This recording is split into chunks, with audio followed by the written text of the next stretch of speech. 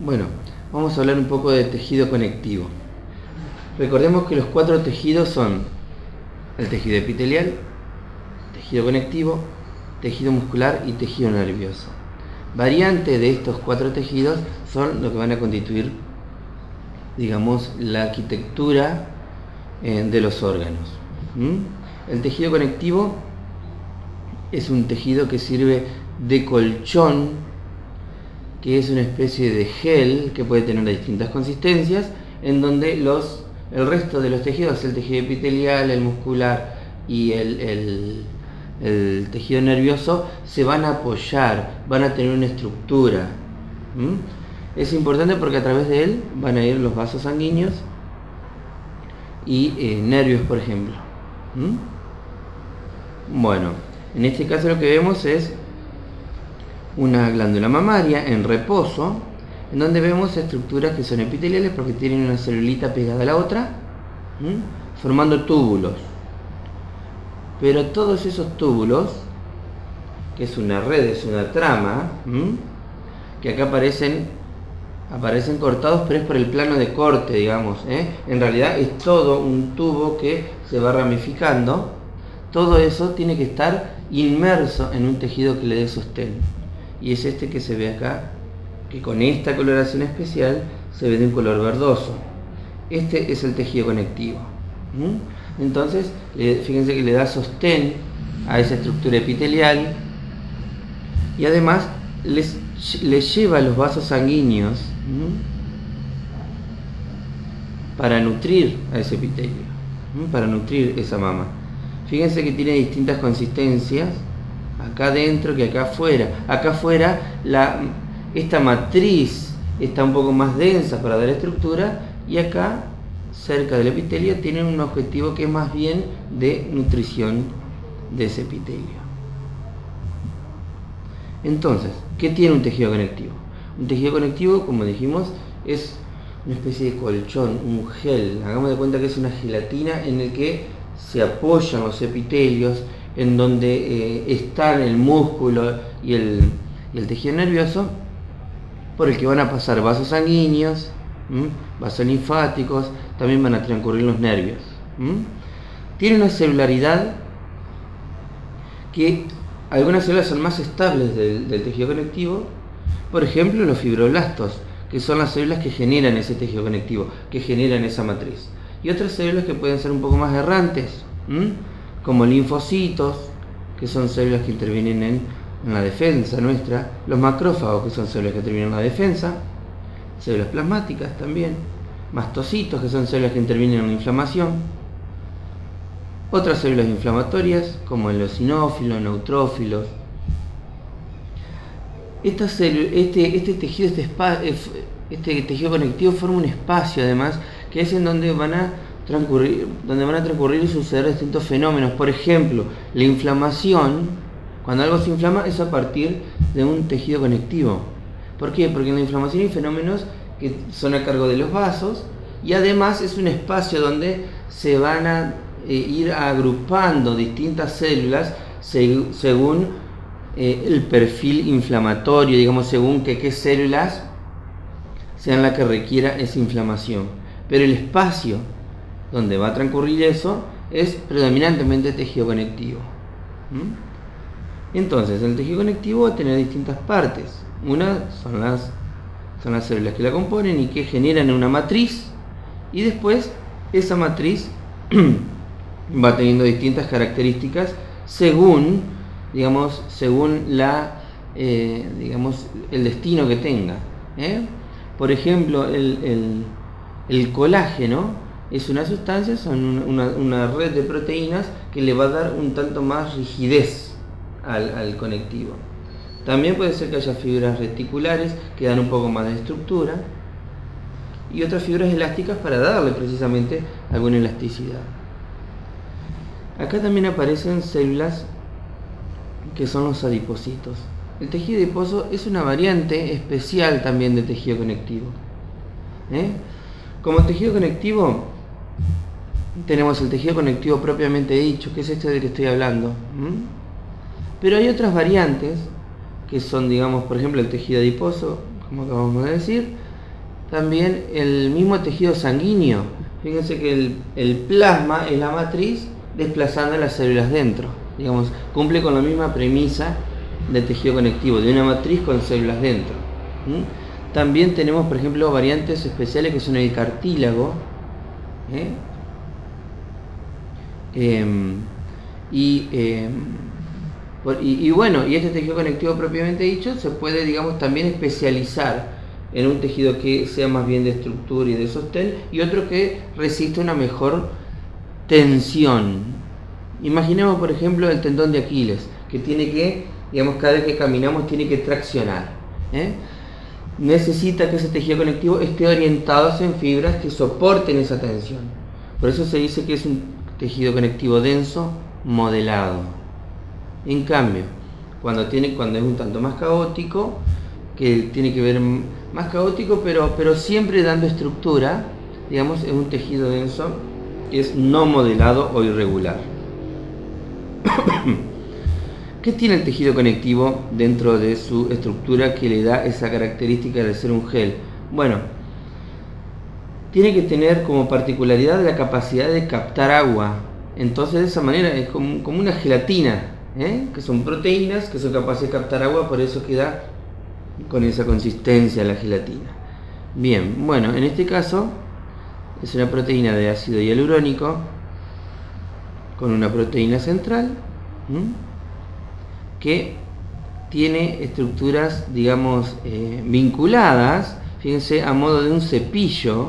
Fíjense que esto, como está en el dibujo acá, muchas veces genera una trama densa de esta especie de, como tiene una estructura tridimensional parecida a los cepillos para limpiar tubos, tiene esa estructura tridimensional. Hay una molécula de ácido hialurónico que emite una proteína, y hay ramificadas un montón de estructuras que se llaman glucosaminoglicanos o proteoglicanos en conjunto, que, digamos, tienen la capacidad de captar agua. Esas estructuras que se ramifican, que se emiten, digamos, a partir de esa proteína central, tienen algunos nombres, por ejemplo, el queratansulfato, dermatansulfato, condritinsulfato, que son estructuras que son precisamente capaces de captar agua. Eso va a generar la matriz, y en esa matriz adentro se van a disponer distintas fibras, distintas proteínas que van a aumentar la densidad o su disminución, van a estar a cargo del aumento de la densidad o su disminución, y también de algunas particularidades, por ejemplo, como dijimos hoy, la capacidad elástica. Entonces acá vemos, por ejemplo, esto es una gelatina de Wharton, es decir, el tejido conectivo que constituye, digamos, el cuerpo del cordón umbilical. Fíjense que en este caso es muy celular, bien laxo. Toda esta estructura de fondo es precisamente esa gelatina. Y adentro están las células, estas células que son los fibroblastos, que son capaces de generar esa matriz. Y dentro, fíjense acá, desplazándose, más que desplazándose, estando, digamos, un vaso con los eritrocitos dentro. En este caso es un tejido conectivo. Fíjense que tenemos fibroblastos que están, digamos, en una matriz que es mucho más densa.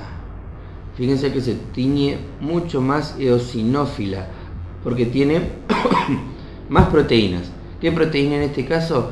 Imaginada el tejido, el colágeno, que le da estructura.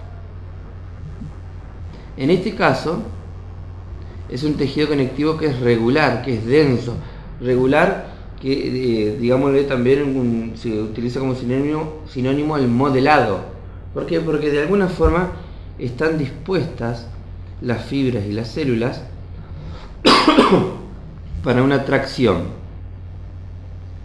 Entonces, imaginemos en este caso, como dije, el tendón de Aquiles. El tendón de Aquiles tiene que traccionar en este sentido más que en este. ¿De acuerdo?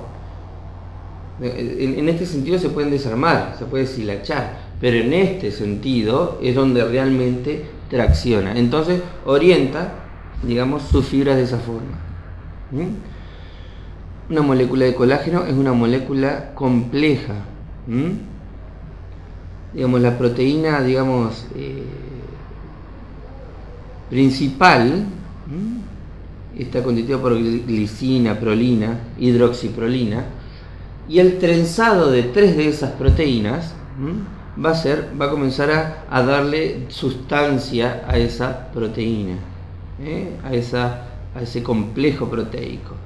Son 3 filamentos proteicos, digamos, enroscados, trenzados, y múltiples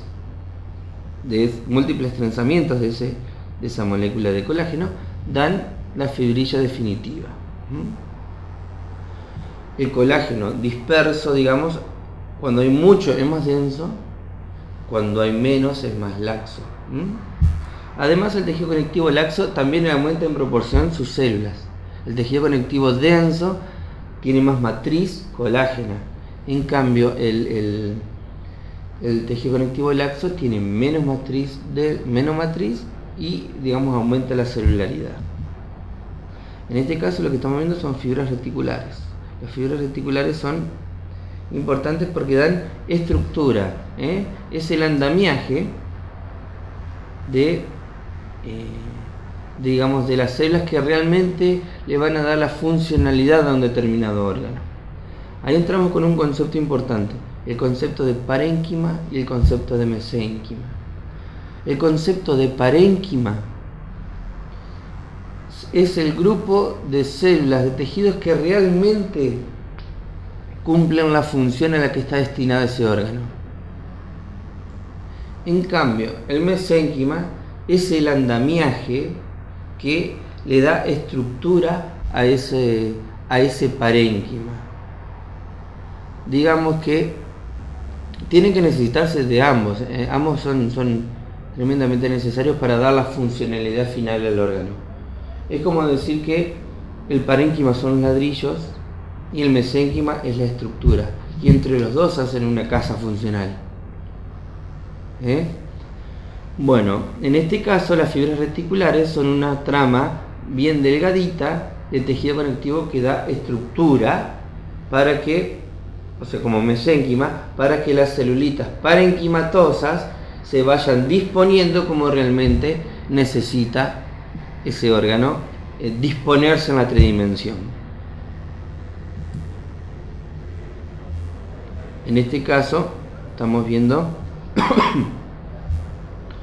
un pedacito estirado de mesenterio. Es un pedacito estirado digamos, de peritoneo, porque por eso es que se ve grueso, digamos, se ve toda una trama, no un corte tan finito. ¿Y qué es lo que vemos acá? Que todas estas fibras son fibras elásticas. Entonces esa matriz de tejido conectivo tiene múltiples fibras elásticas, lo cual le da esa capacidad precisamente elástica. Entonces el tejido conectivo tiene una matriz y células dentro. Esa matriz adquiere distintas características según el colágeno, que puede haber mucho o poco, las fibras reticulares y las fibras elásticas. No es que hay una cosa o la otra. Es como que hay proporciones de esos componentes, lo cual le dan más rigidez, más resistencia, más capacidad elástica, más capacidad de entramado. Bueno, muchas gracias.